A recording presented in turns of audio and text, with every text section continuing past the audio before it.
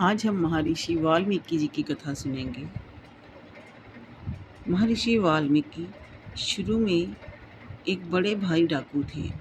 मुसाफिरों को लूटकर अपने परिवार का पालन किया करते थे। यही उनका व्यापार था। एक समय नारद जी पर अन्य लुटेरों सहित उन्होंने हमला किया। इस पर नारद जी ने उनसे कहा कि तू यात्रियों को लूटता है और उनकी हत्या करता है। यह पाप है। ये किस लिए करता है? वाल्मीकि जी ने कहा कि अपने कुटुंब का पालन करने के लिए ही मैं ऐसा करता हूँ। मुनि ने फिर कहा, तेरी समझ में तेरा परिवार भी इस पाप में शामिल है? उसने उत्तर दिया, क्यों नहीं। जो कोई इस पाप वृत्ति को खाएगा वह अवश्य ही इसका भागी होगा। मुनि ने कहा कि तेरा ख्याल झूठा है। जिनके लिए तू इस पाप को कमाता है वह तो केवल स्वार्थ के साथी हैं। उन्हें तेरे पाप से कुछ मतलब नहीं है। यदि तुझे मेरी बातों पर विश्वास न हो तो तू मुझे यहीं किसी पेड़ से बांध जा, जिससे मैं भाग ना सकूं, और अपने माता पिता से इस बात को पूछकर निश्चय कर आ।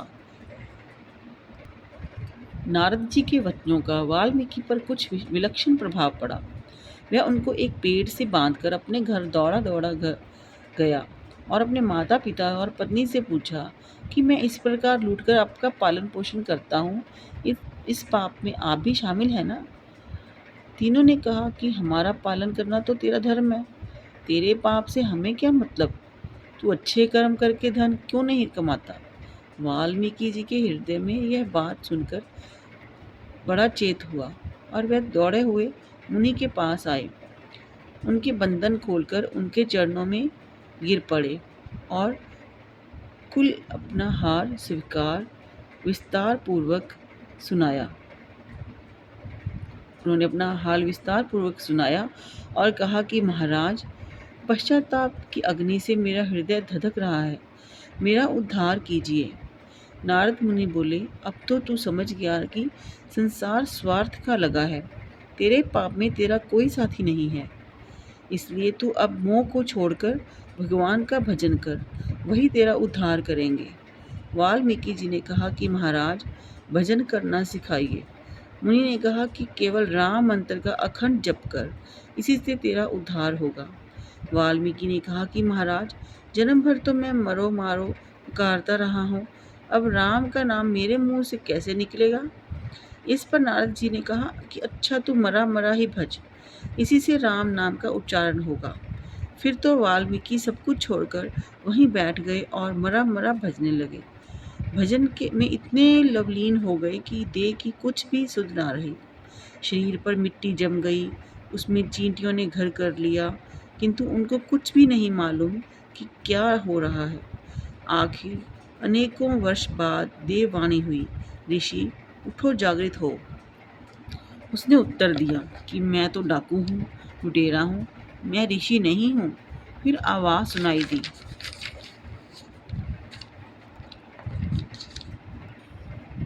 कि अब डाकू नहीं हैं।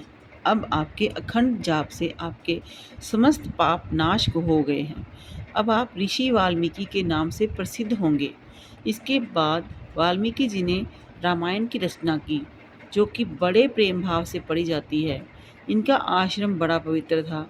भगवान वन जाते समय इनके आश्रम में पधारे थे। सीता जी इन्हीं के आश्रम में रही थी। लवकुश ने इन्हीं के आश्रम में रहकर सब प्रकार की शिक्षा पाई थी। इनके आश्रम में हिंसक जंतु भी परस्पर वैर भाव त्याग कर रहते थे। सत्संग से तथा भगवान की भक्ति से डाकू वाल्मीकि से महामुनि ऋषि वाल्मीकि हो गए।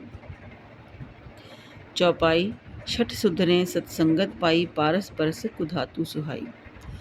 ऋषि वाल्मीकि जी की कथा से हमें यह ज्ञान मिलता है कि हमें, चाहे हमने कितने भी पाप किए हों, हमें प्रभु की शरण जितनी जल्दी हो सके चले जाना चाहिए। अर्थात कि हमें भगवान की भक्ति में लग जाना चाहिए। हमें बुराई छोड़कर भगवान के प्रति अपनी सच्ची भावना को प्रकट करना चाहिए, ताकि हम इस संसार मोह और बंधनों से छूटकर अपने भगवान को पा सकें। जय श्री कृष्ण।